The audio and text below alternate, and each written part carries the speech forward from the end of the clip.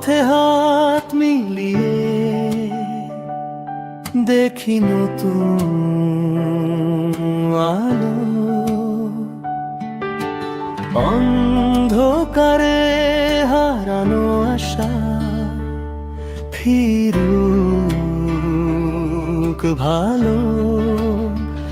একটা ছোট কাজ, একটা ভালো ইচ্ছা মানুষের হৃদয়ে বদলে